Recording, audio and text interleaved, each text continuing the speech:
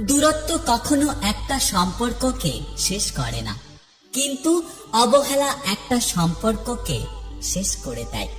কাউকে আবেগের ভালোবাসা দিও না, কারণ আবেগের ভালোবাসা একদিন বিবেকের কাছে হেরে যাবে।